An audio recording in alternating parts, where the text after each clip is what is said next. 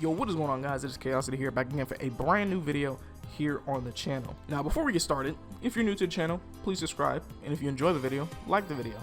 Alright, but with that out the way, we're gonna go ahead and get into this article. Alright, now this is some new news on Frontiers. Alright, it's been a minute, and the news is still gonna be slow. It's only January. In this article from Games Radar, it says here, with Sonic Frontiers, Sega is focused on bringing Sonic to the next level. Big in 2022, Sonic Frontiers will leverage the PS5 and Xbox Series X for a high-fidelity, high-speed, and high-energy experience. It's difficult to know what to make of Sonic Frontiers. Sega is promising an expanded adventure, a leap forward for a franchise that has long struggled to find its footing in the third dimension and play. I wish I would stop saying that. It has so far shown little of it, outside the reveal trailer in the last weeks of 2021. But there's a reason to believe that Sonic Frontiers will succeed where Sonic the Hedgehog, that's 06, Unleashed, and Forces failed. For starters, Sonic Team is being built with new-gen consoles in mind, leveraging the power of the PS5 and Xbox Series X to support the ambitions to deliver a true open-zone experience.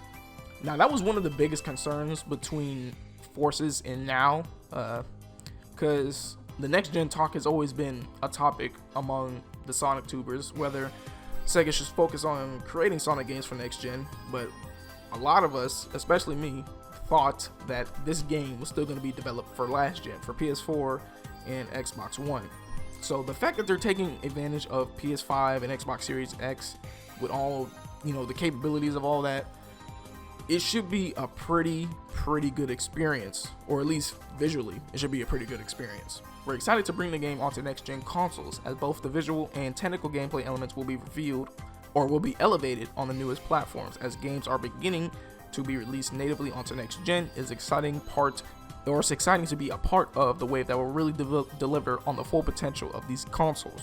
High fidelity, high speed, and high energy games, says Takashi Iizuka. Sonic Frontiers is set across the Starfall Islands, an open-ended playground for high-velocity action. Sonic Team is essentially working from scratch here. We're working all of Sonic's core movements and actions to better fit the expanded playable space.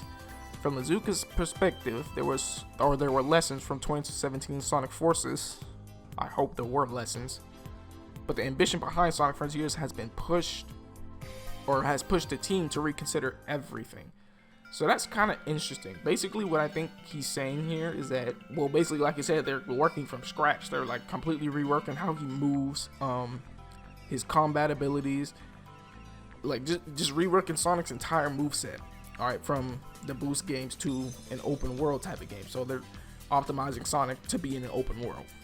With Sonic Forces, the team has set out to create a compilation of high-speed Sonic action games that flip the usual Sonic storyline on its head, taking place in a world where Dr. Eggman had prevailed.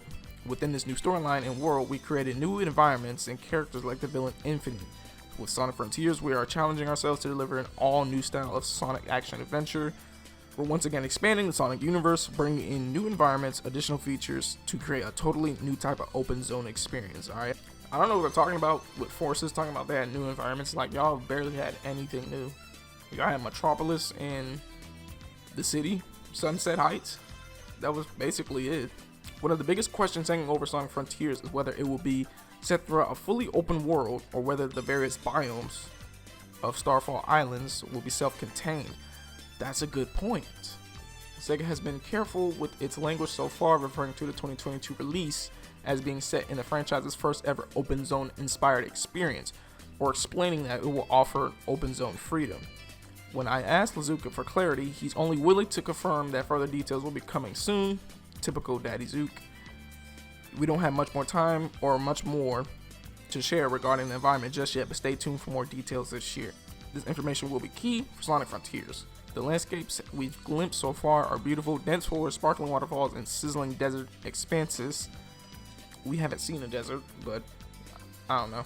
And I hope we'll be able to race through these areas in others without breaking a sweat or hitting a loading screen. I'm particularly keen to see whether the power of the new gen tech and proficiency with last gen consoles can finally provide Sonic with a playground large enough to properly bring his relentless pursuit of speed to life.